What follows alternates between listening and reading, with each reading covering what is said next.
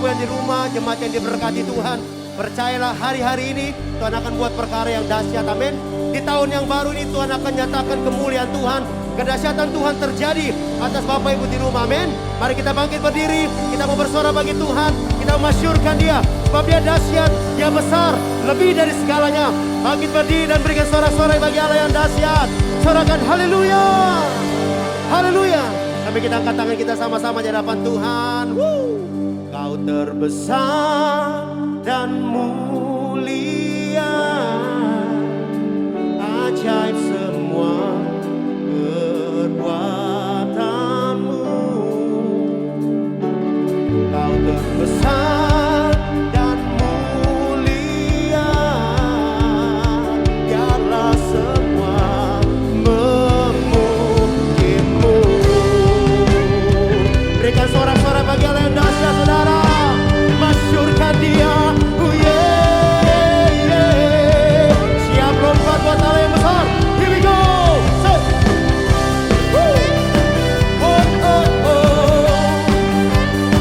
Yesus dahsyat.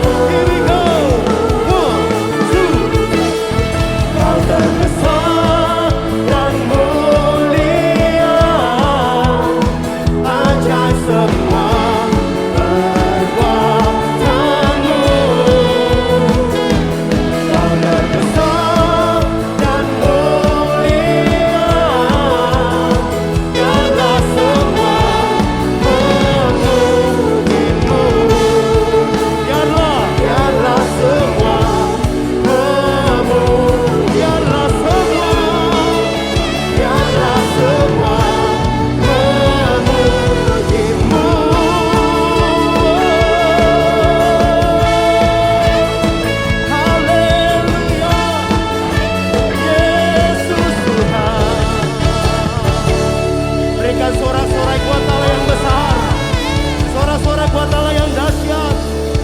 Sorakan haleluya. Sorakan haleluya. Kau terbesar Tuhan. Tak ada bandingannya di kolong langit ini.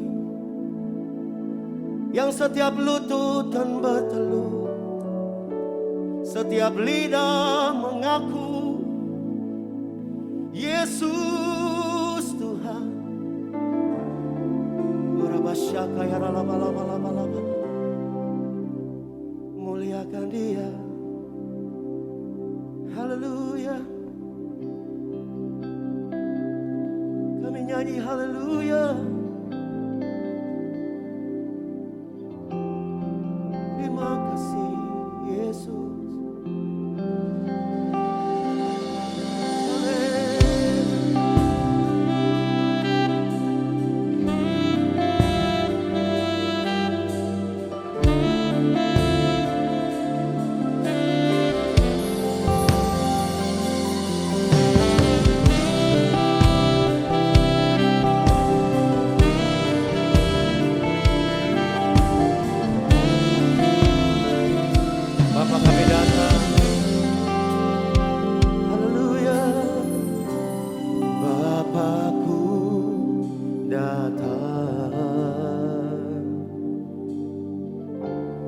Menyembahmu di sini, ku percaya Kau ada bagiku. Bapakku datang, Bapakku datang. Kami menyembahmu Bapa, menyembahmu di sini. Kami percaya, ku percaya Kau ada bagi kami, ada bagiku. Kami mau katakan kami tidak takut, tak usah ku takut, sebab Kau sertaku. Tak usah ku bimbang, Kau di dalamku. Tak usah ku cemas, Kau penghiburku. Saat ku lemah, Kau kuatku. Ku nyanyi haleluya.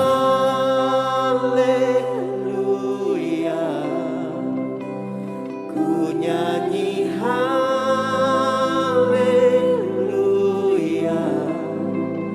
Sungguh Kau hebat. Amin. Ajaib perkasa perbuatan-Mu Bapa. Ku nyanyi haleluya. Ku nyanyi haleluya.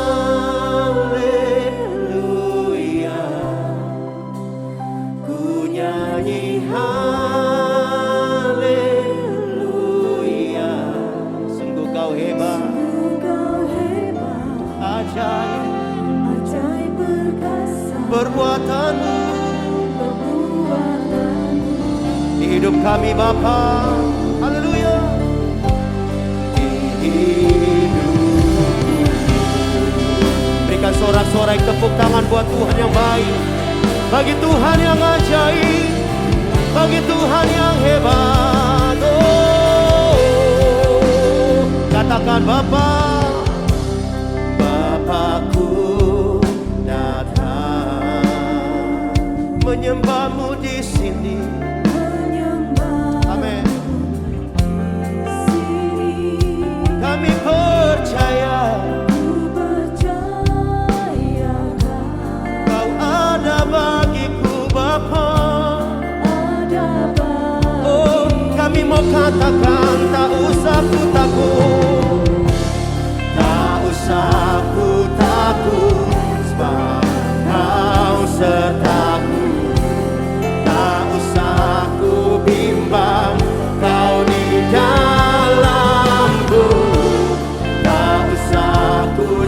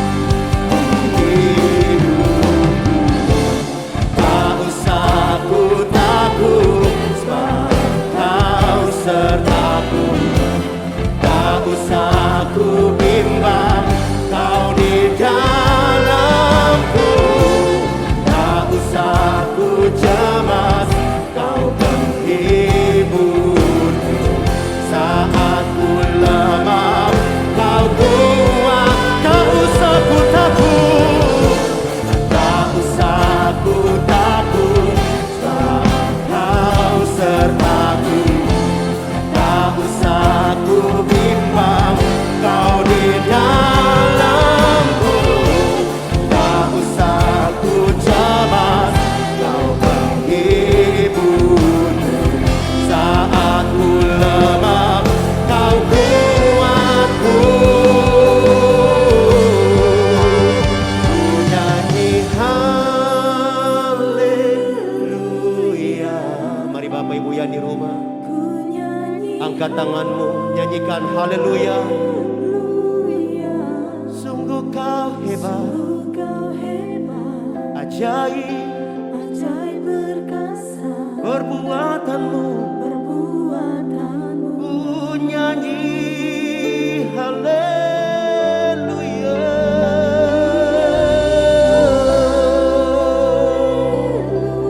Bapa, ku nyanyi haleluya, menyembah.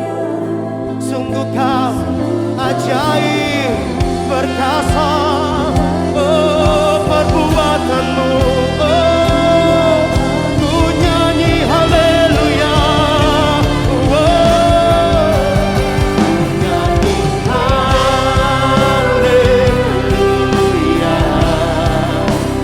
ku nyanyi haleluya.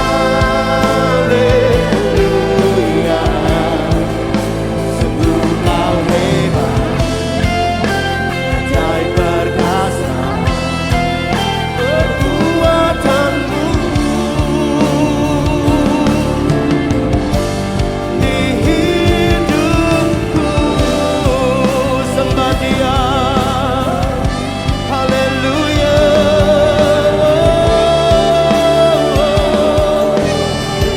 Kami menyembah Yesus, Engkau ajaib, Engkau dahsyat Tuhan. Oh, oh, mari sembah Dia di nama.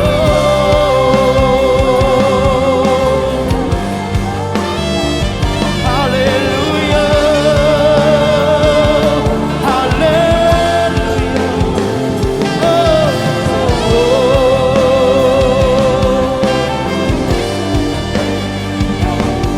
terima kasih Tuhan, terima kasih Tuhan.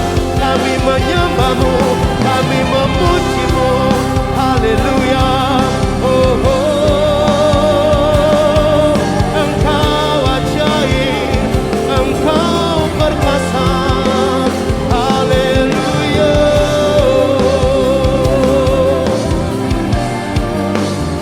Iralabaya, ralabaya, shandaralabo.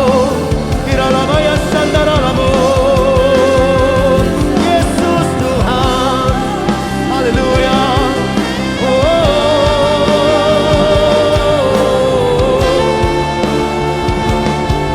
Haleluya, haleluya, haleluya. Haleluya, haleluya, haleluya. Haleluya, haleluya, haleluya. Haleluya, haleluya.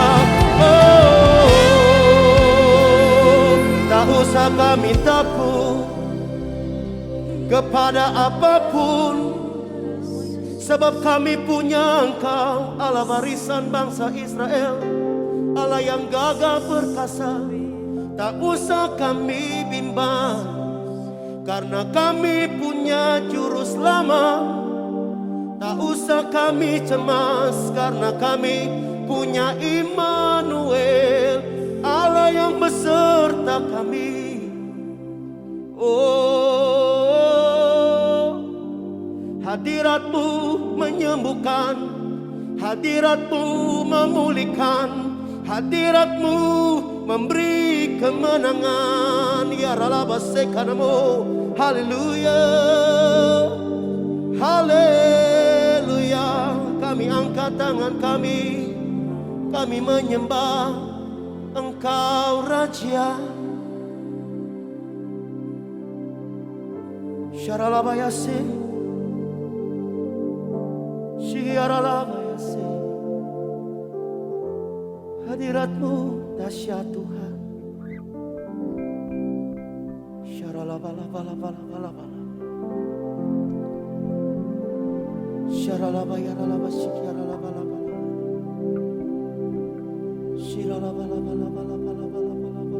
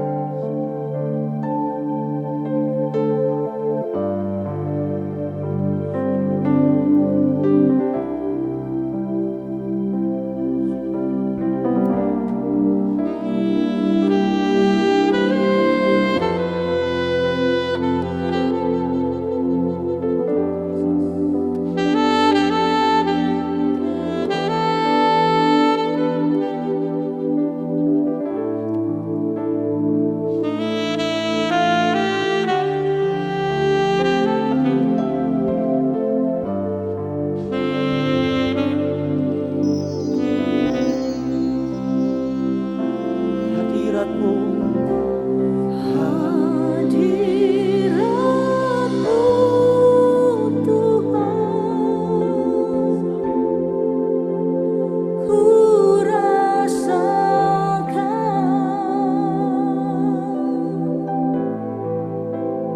kekudusan-Mu Bapa,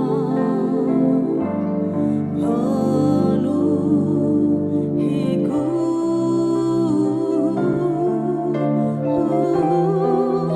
Ku rindu selalu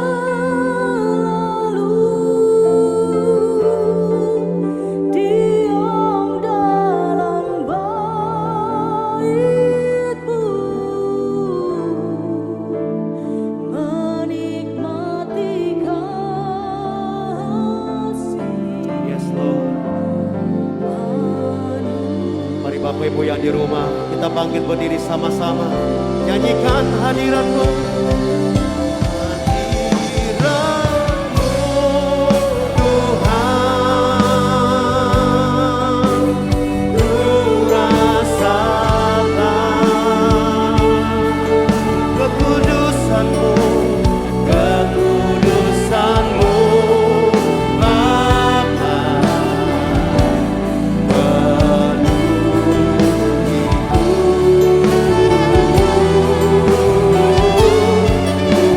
rindu selalu diam dalam bait-Mu, menikmati kasih. Yes Lord. Mari Bapak Ibu yang di rumah, angkat tanganmu, sembah Dia, sembah Dia.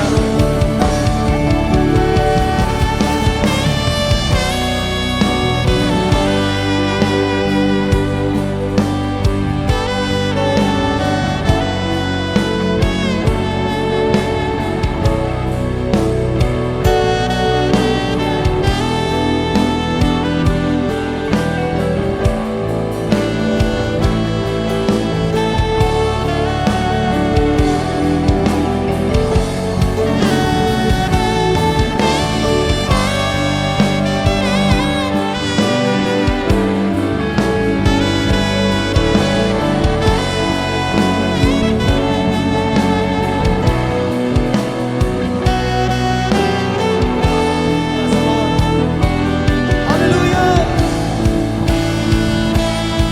Mari kita berikan tepuk tangan bagi Allah yang dahsyat. Hadiratmu Tuhan,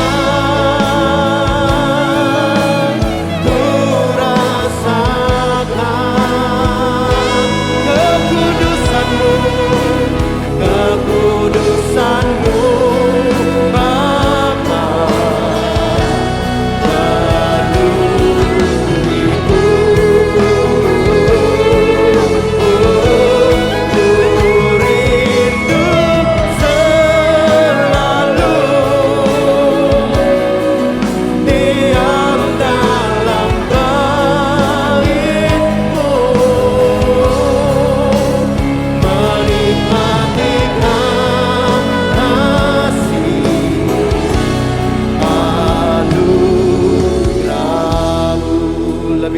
menyembah hadirat-Mu. Hadirat-Mu Tuhan, ku rasakan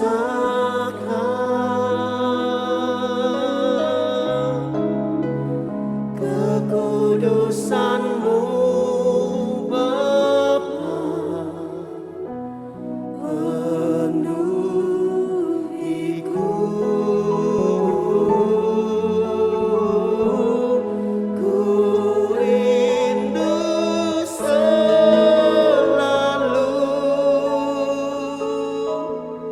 diam dalam bait-Mu,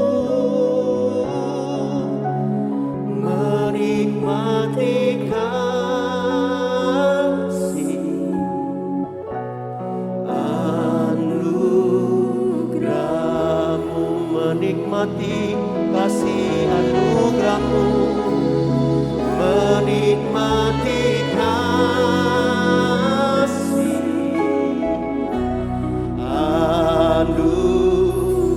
menikmati kasih dan anugerah-Mu, menikmati kasih anugerah-Mu.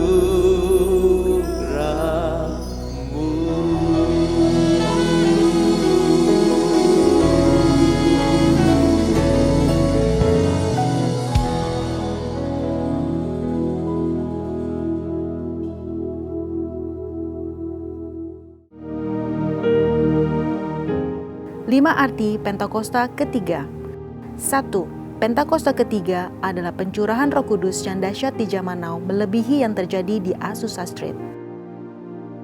2. Pentakosta ketiga akan mengakibatkan penuaian jiwa yang terbesar dan yang terakhir sebelum Tuhan Yesus datang kembali. 3. Pentakosta ketiga akan membangkitkan generasi Yeremia, yaitu anak-anak muda yang dipenuhi Roh Kudus, cinta mati-matian kepada Tuhan Yesus, tidak kompromi terhadap dosa, dan akan bergerak untuk memenangkan jiwa. 4. Pentakosta ketiga lahir di Indonesia yang bergerak ke bangsa-bangsa. Gerakan ini dari timur ke barat dan akan kembali ke Yerusalem. 5. Pentakosta ketiga akan memberikan kuasa untuk menyelesaikan amanat agung Tuhan Yesus, dan setelah itu Tuhan Yesus datang kembali.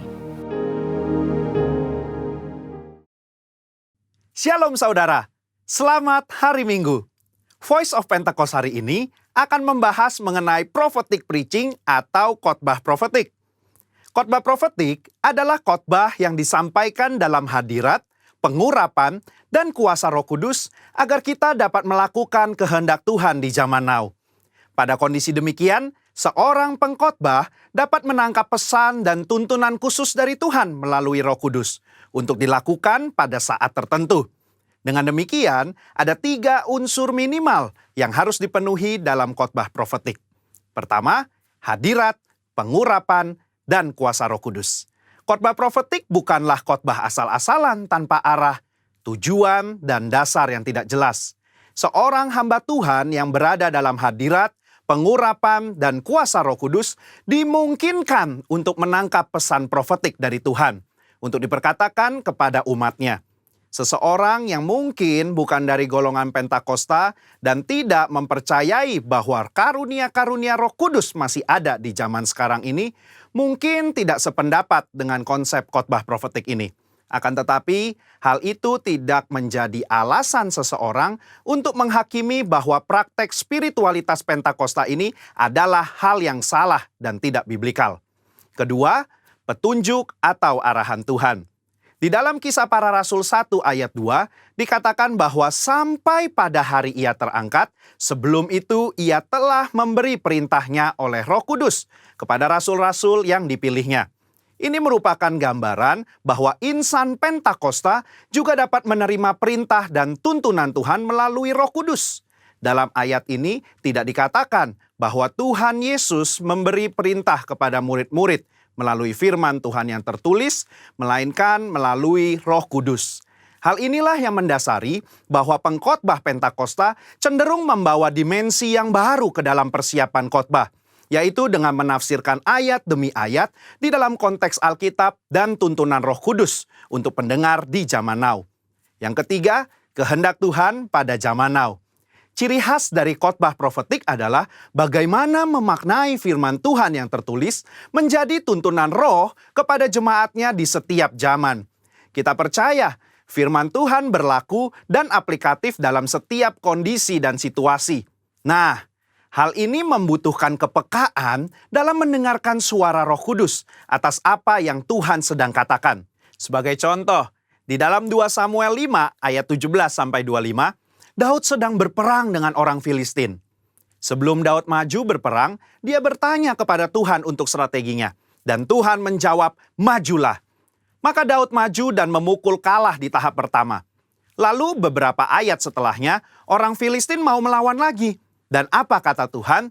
Sekarang kata Tuhan, bukan majulah, melainkan janganlah maju, tetapi buatlah gerakan lingkaran sampai ke belakang mereka. Inilah yang dikatakan orang Pentakosta ketika kita menekankan khotbah profetik yang mengikuti tuntunan roh. Kalau Daud tidak bertanya dan mendengarkan Tuhan pada serangan yang kedua, bisa jadi dia kalah karena berasumsi strategi Tuhan sama dengan yang pertama. Umat Tuhan di zaman now juga harus peka dan dengar-dengaran dengan suara roh. Apa yang menjadi tuntunannya hari demi hari dan minggu demi minggu. Sehubungan dengan pembahasan ketiga unsur khotbah profetik di atas, maka pesan Tuhan dalam khotbah profetik terkait menengking badai dan masuk dalam persembunyian bukanlah sebuah inkonsistensi maupun khotbah plin-plan yang membuat jemaat bingung, melainkan pesan Tuhan yang progresif terkait dengan apa yang menjadi kehendak Tuhan yang harus disampaikan kepada jemaat untuk dilakukan. Alkitab juga memberikan contoh yang sangat kuat tentang khotbah profetik, di mana para rasul mencari solusi atas sebuah masalah dengan tuntunan Roh Kudus, firman Tuhan, dan komunitas orang percaya saat itu. Di dalam Kisah Para Rasul 15, di sana sedang terjadi masalah di gereja mula-mula, di mana orang non-Yahudi diminta untuk disunat dan mengikuti hukum Musa.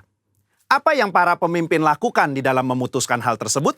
Kisah Para Rasul 15 ayat 15-17, Yakobus mengutip firman Tuhan dari Amos dan dia menafsirkan ayat tersebut menurut konteks pada zaman itu dengan menyederhanakan ratusan hukum Taurat menjadi beberapa hal saja, yaitu tidak boleh makan makanan yang dipersembahkan kepada berhala, jauh dari percabulan dan daging binatang yang mati dicekik, dan dari darah.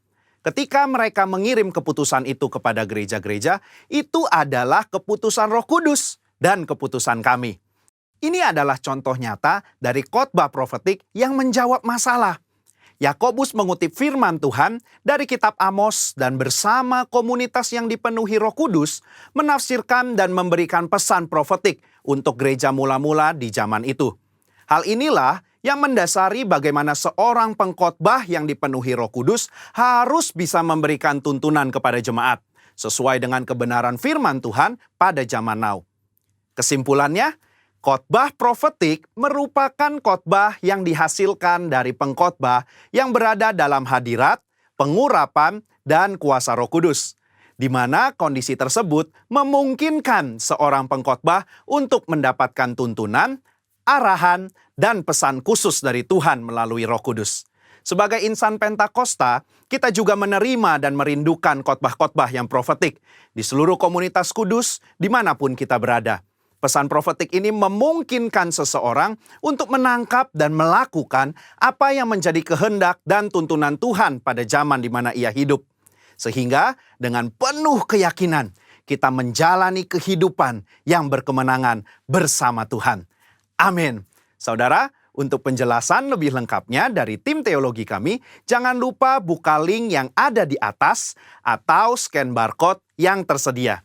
Tuhan Yesus memberkati.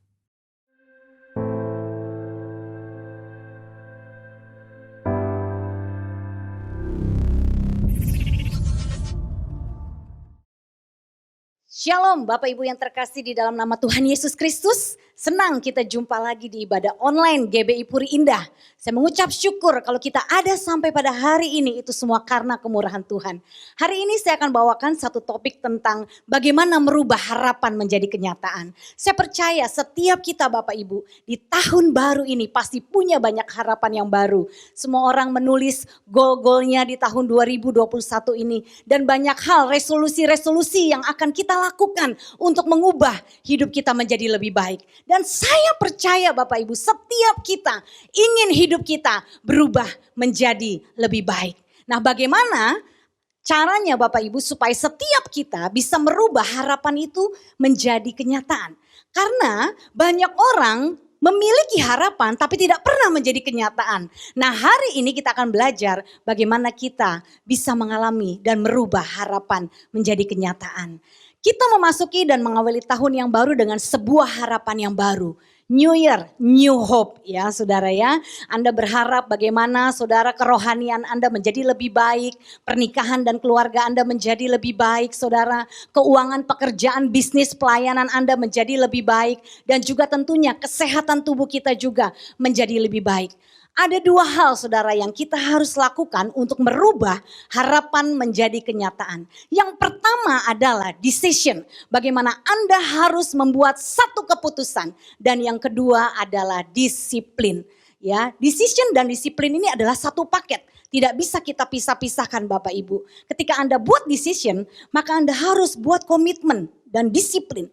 Karena ketika Anda membuat satu decision, keputusan tanpa disiplin itu akan stop di sebuah harapan saja, ya. Tetapi kalau Anda melakukan decision dan Anda melakukan disiplin, Anda akan melihat bagaimana harapan Anda bisa menjadi kenyataan. Kita punya Allah yang luar biasa Bapak Ibu. Roh Kudus, roh yang luar biasa ada di dalam diri kita. Ketika kita berjalan bersama pimpinan Tuhan di tahun 2021 ini, saya percaya apa yang menjadi harapan kita itu adalah kerinduan hati Allah. Dan Tuhan yang akan menuntun Anda dan saya untuk melihat harapan kita menjadi kenyataan. Anda pernah melihat sebuah acara di TV? Ya, saya pernah melihat acara ini judulnya The Biggest Loser. Ya saudara, bagaimana orang-orang ini ingin sekali berat badannya ya saudara, yang 100 kilo itu turun jadi 70 kilo, yang 70 kilo itu turun jadi 50 kilo. Pokoknya mereka ingin memiliki berat badan yang ideal saudara. Tapi apa yang terjadi? Ya, nah yang terpenting saudara ketika kita membuat satu keputusan, ini contoh ya untuk Anda semua yang ingin meningkatkan saudara kesehatan Anda dengan cara mengatur pola makan sehingga Anda bisa memiliki tubuh yang ideal. Yang terpenting dalam hidup ini saudara bukan apa yang terjadi, tetapi keputusan apa yang kita ambil ketika semua itu terjadi. Ya, pada kenyataannya saudara banyak orang dalam hidup ini dia ingin ya seperti tadi. Ya, dia ingin kurus saudara ya, bukan hanya kurusnya, saya percaya dia ingin hidup yang sehat. Tetapi pada waktu dia buat satu keputusan ya, untuk dia mengatur pola makan yang sehat, hidup dengan cara yang sehat, berolahraga dengan teratur. Namun pada pertengahan jalannya saudara, keputusan hanya tinggal keputusan saja, tetapi tidak pernah dilaksanakan saudara ya. Dan akhirnya tidak pernah tercapai apa yang dia harapkan. Berat badannya bahkan bisa tambah makin berat saudara ya. Dan kalau ketika kita memiliki berat badan yang semakin berat itu akhirnya badan kita menjadi tidak sehat, tubuh kita menjadi tidak ideal. Nah disinilah kita belajar saudara bagaimana ya kita membuat satu keputusan sehingga keputusan kita bisa merubah saudara apa yang menjadi harapan kita saudara. Keputusan yang pertama untuk mengubah harapan menjadi kenyataan adalah keputusan untuk menguatkan hati kita saudara ya. Karena dalam perjalanan dan proses hidup kita saudara, ketika kita membuat satu keputusan untuk merubah hidup kita menjadi lebih baik, ya, baik pribadi kita, karakter kita, tentunya kita ingin sebagai anak-anak Tuhan memiliki karakter, goal kita menjadi semakin serupa dengan Kristus yang tadinya suka marah-marah, ya, temperamennya saudara ya banting pintu, tendang sana tendang sini, pukul istri, saudara ya, berkata-kata yang kasar. Tentunya saya percaya setiap kita ingin berubah. Ya, yang tadinya saudara mungkin ya selama 2020 tidak ada pekerjaan, saudara ingin meningkatkan karir usaha Anda mencoba dan berupaya dengan memulai bisnis-bisnis, usaha-usaha baru dan peluang-peluang baru. Ya, tapi tidak cukup saudara hanya di situ saja Anda ingin melakukan itu. Karena pada praktik perjalanannya ketika kita memulai harapan kita dan ketika kita memulai untuk membuat satu keputusan, ada sebuah proses yang Anda dan saya harus lewati. Oleh sebab itu, keputusan yang pertama yang sangat penting untuk Anda dan saya lakukan adalah keputusan untuk menguatkan hati. Dan yang kedua adalah keputusan untuk merendahkan hati. Saudara, secara kejadian ada 6 peristiwa yang paling menggoncangkan hidup manusia. 6 peristiwa ini saudara, saya yakin kalau Anda dan saya alami, pasti kita akan diuji mengalami satu situasi dan kondisi di mana peristiwa ini membuat kita bisa down. Kehilangan gairah, kehilangan semangat saudara ya. Yang pertama adalah peristiwa ketika kita dikhianati oleh orang yang paling kita kasihi saudara. Ketika Anda dikhianati oleh orang yang paling Anda kasihi saudara. Di situ rasanya saudara ya, wah hati tergores-gores, jiwa Anda terluka, Anda mengalami kekecewaan seperti patah semangat saudara. Ini yang terjadi dalam kisah Daud saudara di Mazmur 55 ayat 12 sampai 14. Kalau musuhku yang mencela aku masih dapat menanggungnya. Kalau pembenciku yang membesarkan diri terhadap aku masih dapat menyembunyikan diri terhadap dia. Tetapi engkau orang yang dekat dengan aku, temanku dan orang kepercayaanku. Kami yang bersama-sama bergaul dengan baik dan masuk rumah Allah di tengah-tengah keramaian. Satu satu komsel, satu pelayanan, sahabat dari SD mungkin saudara orang yang terdekat. Mungkin dia orang kepercayaan yang saudara selama ini percayai, pegang keuangan saudara, mengelola bisnis Anda. Namun tiba-tiba satu waktu mereka mengkhianati saudara. Ya Daud mengalami hal ini saudara ya. Nah di sini dia mengalami saudara yang namanya hatinya terluka saudara. Yang hatinya kecewa. Dia tidak menyangka kalau peristiwa ini akan terjadi dalam hidup dia. Itu yang pertama ketika kita dikhianati oleh orang yang paling kita kasihi saudara. Yang kedua, orang yang kita kasih meninggal tiba-tiba. Ada beberapa teman saya saudara ya, di mana suaminya atau istrinya karena COVID-19 ini mereka meninggal saudara secara penyakit COVID ini saudara ya. Mereka tidak siap saudara, hanya dalam waktu, sepupu saya hanya dalam waktu 7 hari ya dia akhirnya meninggal. Suami anak-anaknya masih kecil semua tidak siap saudara. Dan banyak orang yang mengalami orang yang dikasih meninggal mendadak, tidak ada persiapan saudara. Ini banyak membuat orang menjadi down, kehilangan arah. Ya selama ini mungkin seorang istri dia berpegang kepada suami yang memberikan nafkah dan kehidupan, tiba-tiba suaminya meninggal. Atau sebaliknya seorang suami yang selama ini merasa istrinya menjadi penolong dan bisa mensupport dia lalu tiba-tiba tiada. Atau sebagai seorang anak tiba-tiba orang tuanya tidak ada. Ini bisa menjadi satu kejadian yang membuat seseorang kehilangan harapan saudara. Ya, yang ketiga saudara, ketika seseorang mengalami yang namanya putus cinta, perselingkuhan atau perceraian. Ya, tidak ada saudara hal yang paling menyakitkan hati seorang anak ketika dia mengalami orang tuanya bercerai, itu hatinya hancur saudara. Saya juga mengalami peristiwa ini di mana ketika saya usia 5 tahun papa mama saya berpisah saudara. Ya, total hampir 14 tahun, di situ hati saya hancur, saya sedih. Saya merasa seperti saya anak tertolak. Kenapa? Karena mereka semua meninggalkan saya. Ini peristiwa yang bisa menggoncang hidup kita saudara ya. Lalu yang keempat peristiwa perpisahan atau perceraian orang tua saudara ya. Ya ini yang tadi saya ceritakan bagaimana kita mengalami seorang anak itu ingin melihat papa mamanya akur, harmonis. Ya hidup di dalam kasih ya saudara. Akhirnya kita tidak melihat sosok itu. Banyak anak-anak tidak ada figur. Ya orang tua yang harmonis, dia harus berjuang sendiri.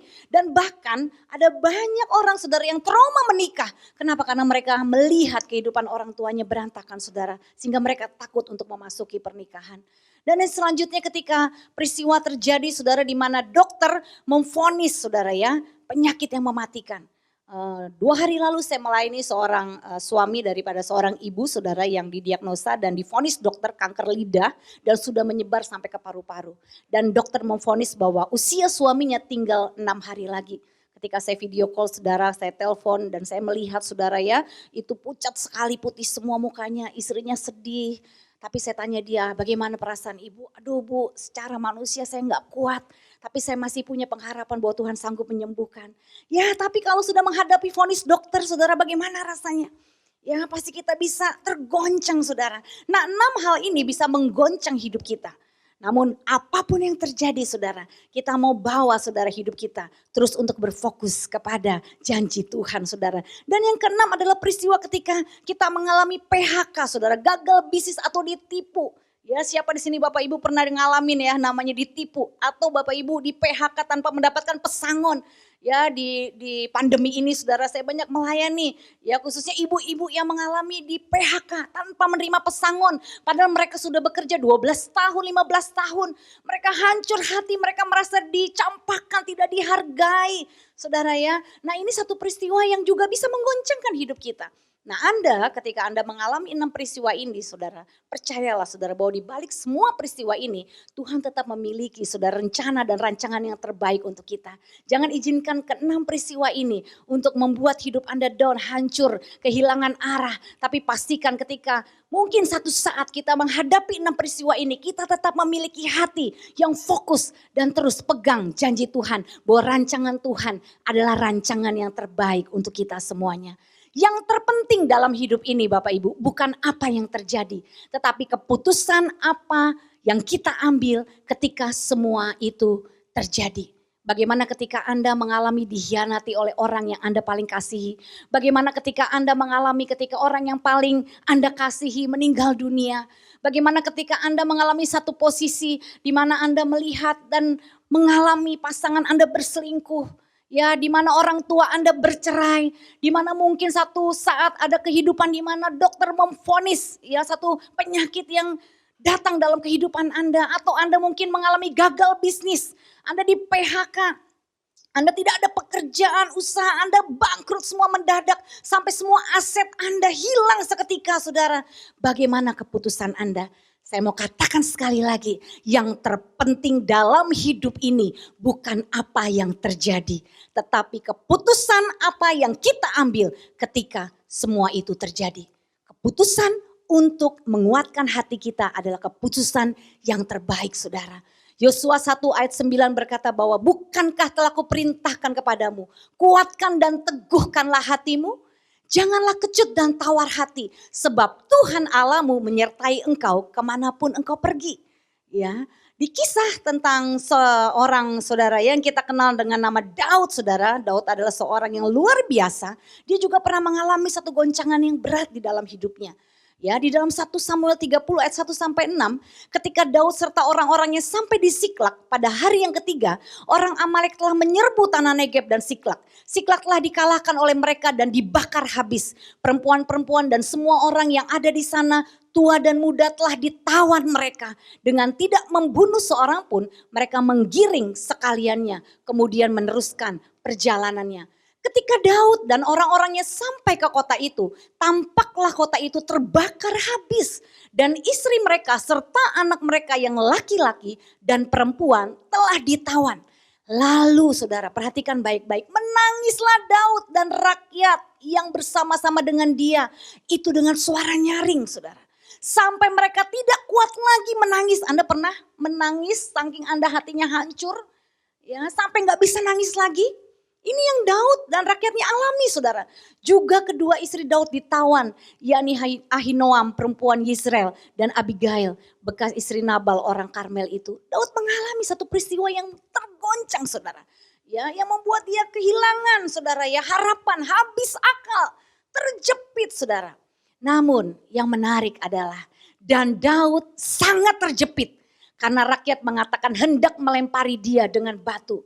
Seluruh rakyat itu telah pedih hati, masing-masing karena anaknya laki-laki dan perempuan. Tetapi, ini poin yang penting saya mau katakan saudara, tetapi Daud menguatkan kepercayaannya kepada Tuhan Allahnya. Saudara, yang terpenting bukan apa yang terjadi, tetapi keputusan apa yang Anda ambil ketika semuanya itu terjadi saudara. Daud mengambil keputusan, dia menguatkan kepercayaannya kepada Tuhan. Dia tidak menjadi tawar hati saudara, dia tidak menjadi patah semangat. Sekalipun situasi dan kondisinya sudah sangat buruk saudara, bahkan dia akan dilempari rakyat dengan batu. Tapi Daud menguatkan kepercayaannya dengan Tuhan saudara. Daud menguatkan kepercayaannya di dalam Tuhan. Daud melepaskan semua apa yang dirampas oleh orang Amalek itu. Juga kedua istrinya dapat dilepaskan Daud. Tidak ada yang hilang pada mereka. Dari hal-hal kecil sampai hal besar, sampai anak laki-laki dan anak perempuan, dan dari jarahan sampai segala sesuatu yang telah dirampas mereka, semuanya itu dibawa Daud kembali. Wow, luar biasa saudara. Ketika Daud membuat satu keputusan untuk menguatkan hatinya dan tetap percaya kepada Tuhan, situasi yang buruk, situasi yang sudah tidak ada harapan dapat berubah saudara. Menjadi sebuah kenyataan yang indah saudara. Saudara, apapun yang terjadi dalam hidupmu, mari di tahun 2021 ini. Dunia mau berkata apapun, ahli-ahli keuangan, ahli-ahli kesehatan. Dari berbagai bidang kehidupan boleh berkata apapun tentang apa yang akan terjadi di 2021 ini. Tapi saya mau katakan apapun yang terjadi, kuatkan hatimu dan teguhkan iman percayamu kepada Tuhan. Karena hanya firman Tuhan yang bisa menguatkan kita Bapak Ibu. Ya, Daud mengambil segala kambing domba dan lembu, semuanya itu digiring mereka di hadapannya serta berkata, inilah jarahan Daud.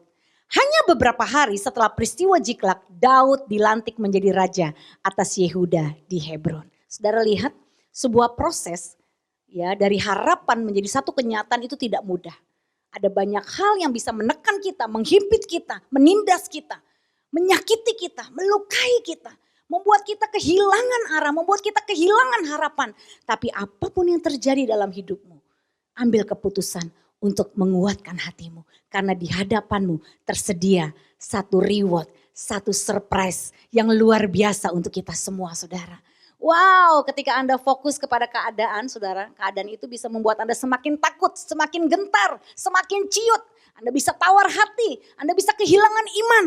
Tapi kalau Anda melihat di balik masalah yang Anda hadapi, ada berkat yang Tuhan sudah sediakan buat Anda. Bahwa Tuhan sedang akan mempersiapkan untuk mengangkat hidup Anda. Anda akan tetap terus menguatkan hati Anda dan percaya kepada Tuhan. Bagaimana caranya saudara untuk menguatkan hati kita? Ini penting saudara ya. Kita semua mau belajar bersama-sama bagaimana caranya untuk menguatkan hati kita. Yakobus 3 ayat 4. Dan lihat saja kapal-kapal walaupun amat besar dan digerakkan oleh angin keras, namun dapat dikendalikan oleh kemudi yang amat kecil menurut kehendak jurumudi. Amsal 18 ayat 21 berkata, hidup dan mati dikuasai lidah. Siapa suka menggemakannya akan memakan buahnya saudara. Wow, cara yang pertama untuk menguatkan hati kita saudara, jaga lidahmu saudara. Hidup dan matimu dikuasai lidah. Belum lama saudara, sekitar 8 hari lalu mama saya saudara divonis positif COVID saudara ya. Dalam keadaan kalau secara medis mama saya itu punya penyakit bawaan. Sudah usia 69 tahun, punya diabetes dan asam lambung. Jadi tidak kena COVID aja sudah sering kambuh dan sampai sesak saudara. Jadi waktu dinyatakan COVID, saudara saya langsung telepon mama saya. Mama, hidup dan mati dikuasai lidah.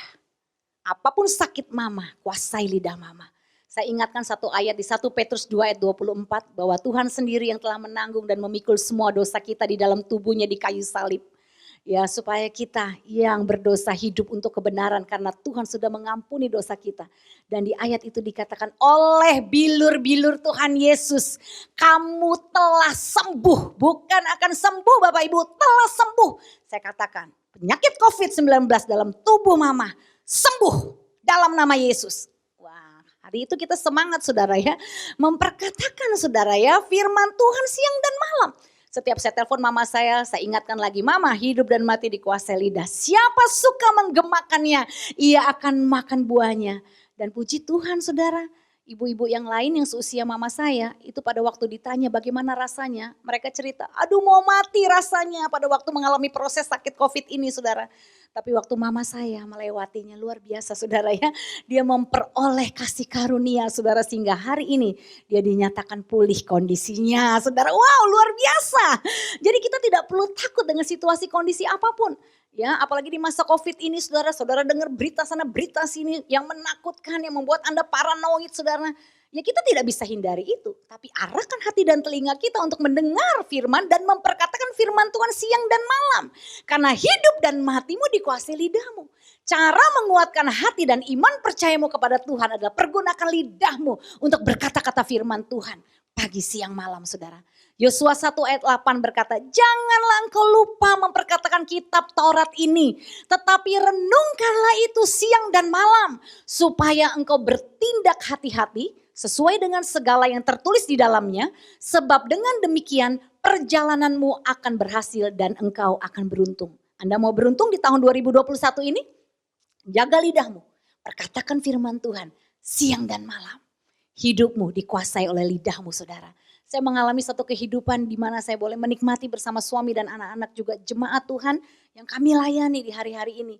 Pandemi boleh terjadi, saudara ya, tapi kami boleh melewati masa-masa, saudara, di mana kami melihat satu demi satu melewati proses demi proses dan akhirnya kita bisa lewati dengan kemenangan, saudara.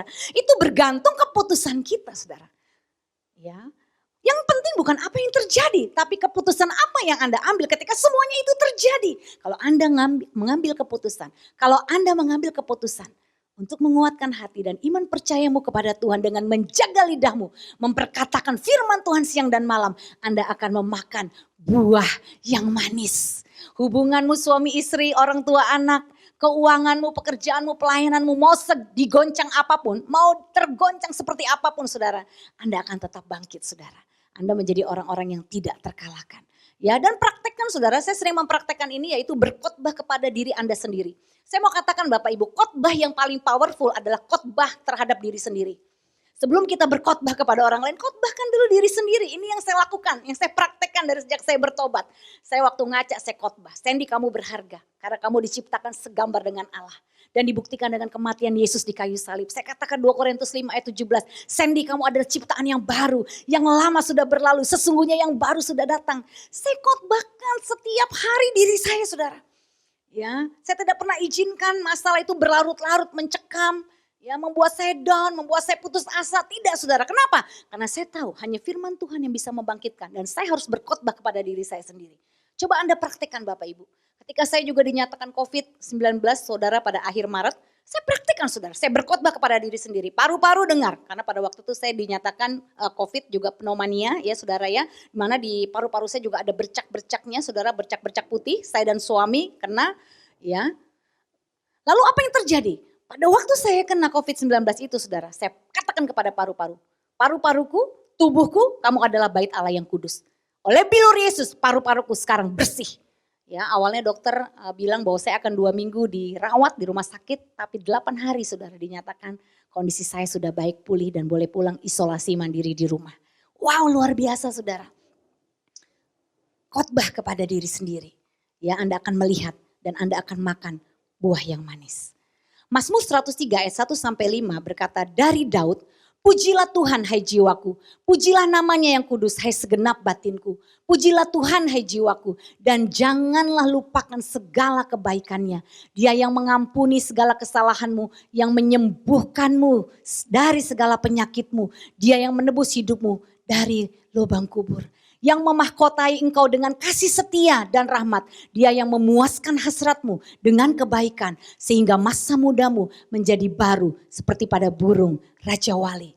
Habakuk 3 ayat 17-18 berkata, sekalipun pohon ara tidak berbunga, pohon anggur tidak berbuah, hasil pohon zaitun mengecewakan, sekalipun ladang-ladang tidak menghasilkan bahan makanan, kambing domba terhalau dari kurungan, dan tidak ada lembu sapi dalam kandang. Namun Habakuk berkata apa?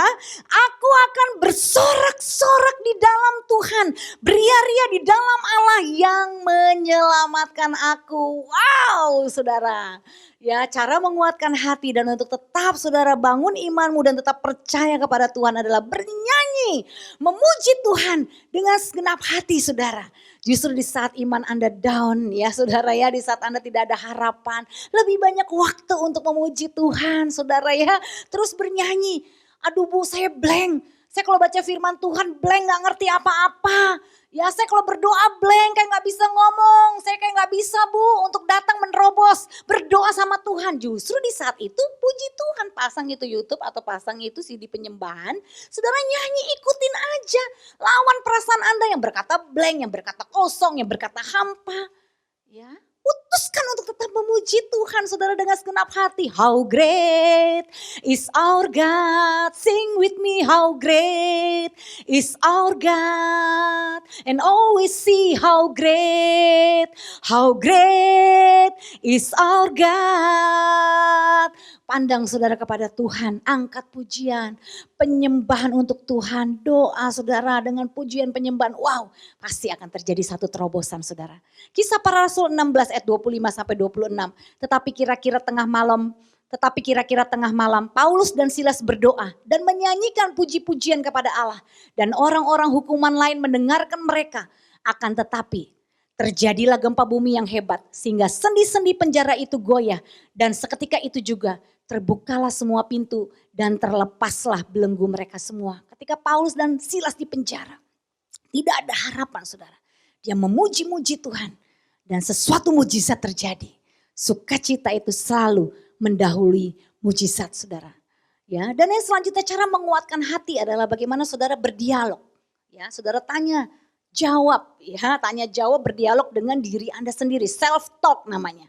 Ya, kalau Anda mengalami kekecewaan, Anda tanya, mengapa saya harus kecewa? Ya, habis kan saya kan kehilangan pekerjaan, saya mau hidup dari mana, istri anak saya makan apa? Ya, lalu terus kalau Anda kecewa, Anda sedih terus, istri anak Anda apa bisa makan? Mau sampai kapan Anda sedih? Mau sampai kapan Anda putus asa? Itu bisa berakibat makin fatal Bapak Ibu. Dengan Anda berdialog, ya, self talk dengan diri Anda sendiri, coba Anda minta, ya, Roh Kudus membukakan, ya, Roh Kudus mencerahkan hati dan pikiran Anda. Ya, sehingga kalau Anda merasa sedih, putus asa, putus harapan, Anda merasa hati Anda jadi tawar, ya, tidak bergairah, ya Anda tanya mau sampai kapan saya seperti ini. Ya, saya harus buat keputusan sampai terjadi satu keputusan itu membuat hidup kita bergerak kembali. Move on saudara, jangan terus berlarut-larut dikuasai oleh perasaan Anda. Anda harus bergerak, Anda harus berjalan, maju ke depan, lihat ke depan. Tuhan menantimu, Tuhan bergerak bersamamu dan Roh Kudus selalu menuntunmu. Mazmur 42 ayat 5 dan 11. Mengapa engkau tertekan hai jiwaku dan gelisah di dalam diriku? Berharaplah kepada Allah sebab aku akan bersyukur lagi kepadanya, penolongku dan Allahku. Keputusan yang terpenting saudara, yang pertama yang harus saudara ambil adalah keputusan untuk menguatkan hati kita. Kalau Anda hari ini di tengah goncangan hidup Anda tetap mengambil keputusan untuk menguatkan hati Anda. Saya percaya saudara, sesuatu yang besar ada di hadapan Anda. Tuhan tidak pernah meninggalkan kita saudara. Apapun yang terjadi, Tuhan ada bersama kita. Dan hari ini, ya, untuk sesi selanjutnya saudara, yang keputusan kedua adalah merendahkan hati kita. Nanti saya akan bahas satu waktu saudara, saya hanya akhiri di sini. Karena ini yang terpenting, tanpa Anda mengambil keputusan untuk menguatkan hati Anda tidak akan pernah mengalami terobosan. Pemulihan dalam hidup kita, perubahan dalam hidup kita, harapan bisa menjadi kenyataan ketika kita mengambil keputusan untuk menguatkan hati kita. Mari Bapak Ibu, buka hatimu hari ini. Kalau Anda dalam posisi saat ini tidak ada harapan, Anda tidak percaya lagi, Anda ada keraguan, Anda ada ketakutan, serahkan semuanya itu kepada Tuhan. Dan ambil keputusan Tuhan, apapun yang saya rasakan hari ini, di tengah kesedihan saya, di tengah ketakutan saya, di tengah saya menghadapi satu situasi yang sulit, saya tidak tahu arah mau kemana saya melangkah. Saya tetap ambil keputusan untuk menguatkan hati saya dan saya percaya Tuhan, Engkau ada bersamaku. Engkau ada di setiap musim hidupku dan Engkau tidak akan pernah meninggalkanku. Mari jemaat Tuhan GBI Puri, mari jemaat Tuhan GBI Puri, kita bersama-sama buka hati kita. Izinkan Roh Kudus menjamah dan memulihkan hatimu. Sehingga hari ini, dimanapun Bapak Ibu berada, engkau mengalami jamahan Roh Kudus. Dan Tuhan membuat satu keputusan yang baru. Dan Tuhan memberikan Anda satu kekuatan untuk Anda membuat satu keputusan untuk menguatkan hati Anda. Mari kita berdoa bersama-sama. Bapak kami bersyukur buat hari ini Tuhan. Tuhan kami semua sudah mendengarkan khotbah kebenaran akan firman-Mu. Bagaimana mengubah harapan menjadi kenyataan. Yaitu dengan menguatkan hati kami. Ada banyak hal yang membuat kami lemah, kami putus asa, kami down, kami kecewa, kami marah, kami frustasi. Tapi pagi ini Tuhan, hari ini Tuhan. Tapi hari ini Tuhan kami percaya. Ketika kami mendengarkan firman-Mu Tuhan. Dan kami berkata Tuhan hari ini dan kami percaya. Bahwa firman-Mu yang sanggup menguatkan hidup kami, membangkitkan iman kami. Kami mau buat satu keputusan untuk menguatkan hati kami. Kami percaya Roh Kudus Engkau mencelikan mata hati kami. Tuhan hamba-Mu berdoa untuk semua umat-Mu yang mendengarkan khotbah ini. Biarlah mereka boleh sungguh-sungguh mengambil satu keputusan untuk menguatkan hati mereka. Apapun yang terjadi Tuhan. Kami percaya ada harapan di dalam Tuhan. Dan pengharapan di dalam Tuhan tidak akan pernah mengecewakan. Bapak Ibu engkau yang bergumul untuk urusan saudara, bagaimana engkau rindu hidupmu dipulihkan. Biarlah hari ini Roh Kudus memberikan engkau harapan yang baru. Engkau ambil keputusan dan engkau percaya bahwa Tuhan sanggup memulihkan hidupmu. Tuhan sanggup memulihkan pernikahanmu, keluargamu, anakmu. Tuhan sanggup memulihkan keuanganmu, pekerjaan dan bisnismu. Dan Tuhan sanggup menyembuhkan penyakitmu. Oleh bilur Tuhan Yesus, Anda Bapak Ibu yang sakit. Oleh bilur Tuhan Yesus, Tuhan katakan, sembuh anakku. Hari ini terima, Anda sembuh, Anda pulih, Anda merdeka di dalam Tuhan. Dan Anda terima satu terobosan yang baru hari ini. Rohmu menyala-nyala dan melayani Tuhan. Dan kau dapat mengalami dan melihat harapanmu menjadi kenyataan. Terima kasih Bapak, kami serahkan seluruh kehidupan kami ke dalam tangan-Mu. Hanya di dalam nama Tuhan Yesus Kristus kami mengucap syukur. Kita yang percaya sama-sama katakan, amin. Tuhan Yesus memberkati. Haleluya, kita percaya semua Bapak Ibu diberkati Tuhan oleh kebenaran pekan firman Tuhan, amin. Baik Bapak Ibu, kita akan memberi, kita akan menabur dengan penuh sukacita. Di layar handphone, layar TV Bapak Ibu ada nomor rekening, nomor barcode, beri dengan penuh sukacita, nama Tuhan dipermuliakan. Kita satu dalam doa. Bapak terima kasih buat hadirat-Mu, terima kasih buat firman-Mu Tuhan. Kami sangat diberkati, ekspresi kami diberkati Bapak, kami rindu menabur, memberi dengan penuh sukacita. Bukan karena paksaan tapi lahir dari hati kami yang mengasihi Bapa. Berkati umat-Mu dan di masa-masa pandemik ini Tuhan, berkati mereka, usaha-usaha yang baru, bisnis-bisnis yang baru Tuhan nyatakan dalam nama Tuhan Yesus. Terima kasih Bapa, berkat Abraham, Ishak dan Israel mengalir atas umat Tuhan. Di dalam nama Tuhan Yesus Kristus yang siap memberi, yang siap menabur, sama-sama katakan amin. Terima kasih Bapa di surga, kami bawa bangsa kami Indonesia dalam tangan-Mu. Shalom bangsa kami Indonesia, diberkati Engkau dari Sabang sampai Merauke, dari Sagarta Laut sampai Pulau Rote, penuh dengan kemuliaan Tuhan. Pemulihan atas kota-kota, diberkati provinsi-provinsi di dalam nama Tuhan Yesus. Kami berkati Tuhan, presiden kami, wakil presiden kami Tuhan, para menteri, aparat semuanya diberkati Tuhan. Tuhan pulihkan mereka dalam tangan Tuhan. Berkati Tuhan keamanan bangsa kami dalam tangan-Mu. Kami rindu pemulihan terjadi atas perekonomian bangsa kami Tuhan. Kami juga rindu Tuhan, bangsa ini Tuhan dipulihkan dari COVID-19 Tuhan. Dalam nama Tuhan Yesus Kristus kami menyerahkan bangsa kami dalam tangan Tuhan. Bapak terima kasih, kami juga bawa Tuhan, gembala kami Tuhan, Pak Niko dan seluruh keluarga besar dalam tangan Tuhan. Penggembalanya diberkati Tuhan. Banyak jiwa dimenangkan Tuhan di dalam nama Tuhan Yesus Kristus. Dan juga kami berdoa untuk gembala sidang kami di tempat ini, Pak Samuel Gunawan, istri, anak-anak, mantu, cucu, semua Tuhan berkati, semua Tuhan pelihara dalam tangan Tuhan yang dahsyat. Terima kasih Tuhan. Dan akhirnya Tuhan kami menyerahkan umat Tuhan dimanapun mereka berada. Usaha, bisnis, pekerjaan mereka Tuhan, berkati mereka, kesehatan mereka, hikmat, marifat Allah turun atas umat Tuhan. Terima kasih Bapak, segala kemuliaan, segala hormat, pujian, kehebatan dan kedahsyatan hanya buat Tuhan Yesus Kristus, sumber segala pujian kami, firman yang hidup yang kami dengar dan kami sudah diberkati. Haleluya, haleluya. Yang diberkati Tuhan sama-sama katakan amin. Mari Bapak Ibu Saudara sekalian, kita akan menyelesaikan ibadah yang penuh dengan berkat dan hadirat Tuhan ini dengan berkatnya Tuhan. Kita angkat tanganmu, buka hatimu, dan arahkan pikiranmu kepada Yesus Kristus Tuhan dan Juru Selamat yang hidup. Di dalam nama Bapa dan Anak dan Roh Kudus, dalam nama Tuhan kami Yesus Kristus yang hidup, umat pilihan Tuhan, kekasih-kekasihnya Tuhan, bawalah damai dan sejahtera yang berlimpah, cinta kasih dan anugerah Tuhan yang tidak pernah habisnya menyertai kemanapun kau pergi. Sehingga apa saja yang tanganmu kerjakan, dia buat jadi baik dan berhasil. Kemanapun kau melangkah, dia menyertai engkau dengan keberuntungannya.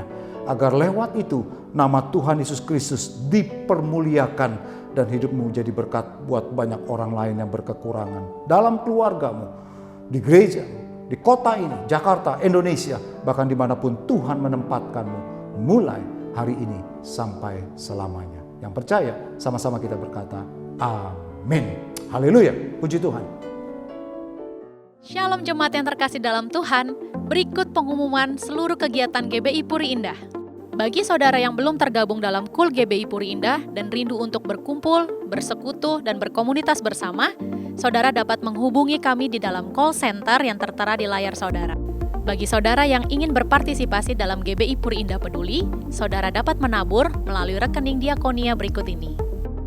DNA Community mengadakan DNA Charity yang akan berlangsung di Panti Asuhan Kasih Anugerah. Bagi saudara yang ingin menabur dalam bentuk laptop, pakaian, mainan bekas yang masih layak pakai, atau sembako dan uang, informasi lebih lanjut dapat menghubungi nomor berikut ini.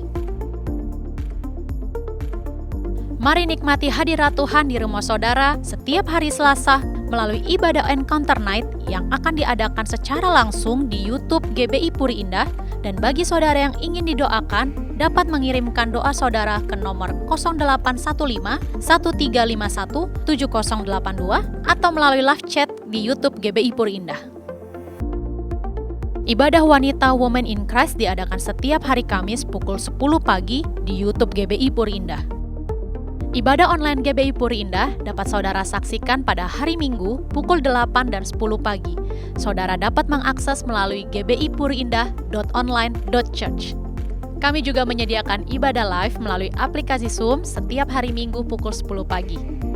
GBI Puri Indah juga menyediakan ibadah DNA Kids setiap hari Minggu pukul 8 pagi hanya di YouTube GBI Puri Indah. Ibadah Youth DNA Community diadakan melalui aplikasi Zoom setiap hari Minggu pada pukul 10 pagi, dan untuk informasi dapat dilihat melalui Instagram @dna.community. Puri Indah Marketplace adalah katalog usaha seluruh anggota KUL GBI Puri Indah. Bagi saudara yang ingin mendapatkan informasi lebih lanjut, dapat mengakses melalui Instagram @puriindah.marketplace. Persembahan dan perpuluhan GBI Puri Indah dapat dilakukan melalui transfer ke nomor rekening yang tertera di layar saudara atau dengan digital payment dengan menggunakan QR Code. Apabila saudara sudah memberikan persembahan atau perpuluhan, diharapkan dapat memberikan bukti transfer ke nomor berikut ini. Bagi saudara yang ingin dilayani seperti konseling, baptisan, kedukaan, atau pelayanan jemaat lainnya, saudara dapat scan barcode berikut ini. Semua kegiatan GBI Puri Indah dapat dilihat melalui website resmi kami di www.gbipuriindah.com, dan saudara dapat mendownload aplikasi GBI Puri Indah di Play Store handphone saudara. Apabila ada pertanyaan yang ingin saudara sampaikan, dapat menghubungi di nomor 0852 1000 6544. Demikian informasi yang kami sampaikan. Terima kasih dan Tuhan Yesus memberkati.